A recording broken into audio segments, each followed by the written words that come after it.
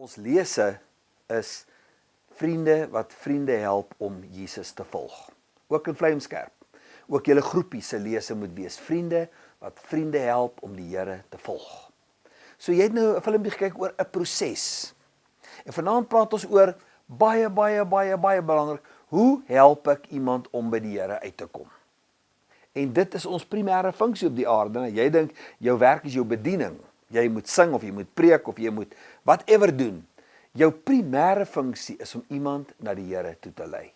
Al die ander is sekondêr tot dit. Maar wat 'n mens moet verstaan is om iemand na die Here toe te lei is 'n proses, nie 'n eenmalige gebeurtenis nie.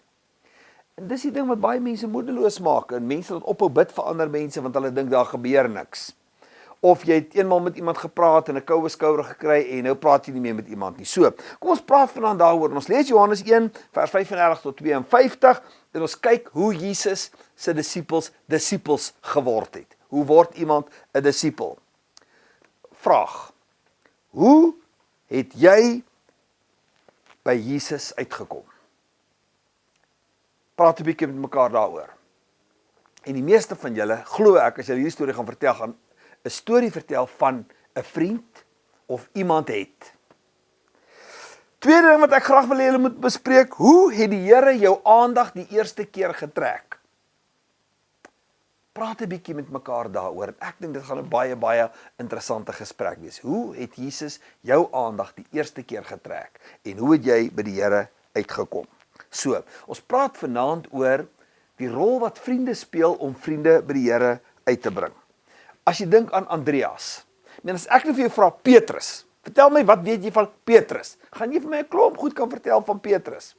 En as ek vir jou vra Andreas, dan gaan jy 'n party gaan vra wie? Die punt is, Andreas is Petrus se boetie en Andreas kom by die Here uit voor Petrus. En die eerste ding wat Andreas doen nadat hy Jesus ontmoet het, is hy gaan vertel vir sy boetie. En hy bring sy boetie na die Here toe. So, as daar nie 'n Andreas was nie, was daar nie 'n Petrus nie. Kom ek vra vir jou Paulus, kan jy vir my 'n paar goed van Paulus sê? En dan gaan jy dalk 'n klomp goed van Paulus kan sê. Kan jy vir my iets sê van Ananias? Nie die Ananias en Safira nie. Ananias. Ken jy vir Ananias? Wel, gaan lees 'n bietjie hoe Paulus by die Here uitgekom het. Behalwe die ontmoeting op die pad, wat het met hom gebeur na dit? So, wie het hom die eerste tree gevat? So, as daar nie 'n Ananias was nie, was daar nie 'n Paulus nie. Maar ons weet nie eers, meeste van ons wie daai Ananias was nie. So, ek noem dit graag die tweede viool.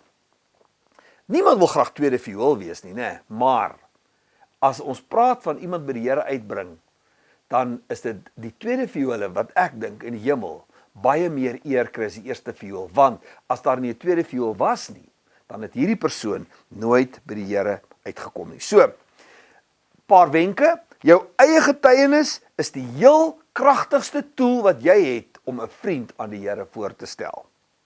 Gebruik dit as 'n metode wat jy het om iemand na die Here toe te bring. En dan moet jy onthou, as jy met iemand oor die Here praat, is daar verskillende reaksies. Jy het nou ons filmpie gesien, kaal stuk grond. Ek meen, jy gaan nie mielies pluk op 'n kaal stuk grond nie.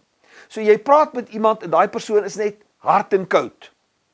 Wel, dit is 'n kaal stuk grond. Maar wat jy gedoen het is, jy het hierdie kaal stuk grond begin ploeg. Daar kan nooit saad wees as iemand nie ploeg nie. Ploeg is harde werk. Ploeg breek daai harde grond oop en partykeer lyk dit nie eens as daar enigiets gebeur nie. Want jy gaan dalk nie deur die hele proses nie, jy ploeg en jy gaan aan. En ek dink, nou daar niks gebeur nie en hou ek op om van mense van die Here te vertel, maar jy het geploeg. Jy het 'n baie belangrike werk gedoen. Dan moet daai grond gelyk gemaak word.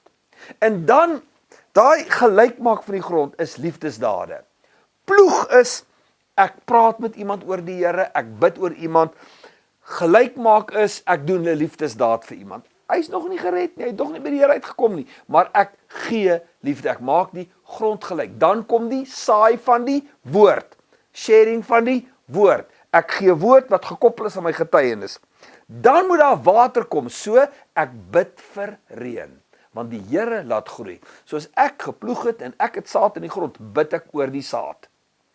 En wanneer ek oor die saad bid, laat die Here die saad reën in 'n persoon se lewe en dan eers kom die oes. Partykeer kom jy verby en jy pluk net die oes. Jy pluk die mielies en jy prys die Here want jy het met iemand geshare en 'n persoon daar het die Here aangeneem en jy weet nie ander mense het 'n rol gespeel en het al die harde werk gedoen dat jy net die mielie kan pluk. So jy hoef nie te celebrate en dink jy is so wonderlik nie. Jy was maar net die laaste een in die ketting. Partykeer is jy die eerste een in die ketting. Partykeer is jy in die middel van die ketting en partykeer dan kan jy die vrug pluk. So, moenie moedeloos word met harde grond nie, want die hele proses moet gebeur om iemand na die Here toe te lei. So, as jy ook na die storie mooi kyk, is daar 'n paar belangrike goed wat ek graag weer onder julle aandag wil bring. As een van hierdie mense by die Here uitkom wat jy in die storie gaan lees, is sy naam Filippus. Dis een van die Here se volgelinge. Filippus bring vir Nathanael na die Here toe. Is asemrowend hoe die disippels by die Here uitgekom het. Elkeen het iemand gebring. So Filippus bring Nathanael. Maar Nathanael wil graag argumenteer hieroor. Maar Filippus raak nie in 'n argument betrokke nie. Hy sê vir Nathanael, kom kyk. Ek wil julle uitdaag as 'n vlamskerp groep. Hoe bespreek dit met mekaar? Hoe kan julle seker maak dat julle groep 'n kom kyk groep is? Dat jy vir jou vriende kan sê, kom kyk.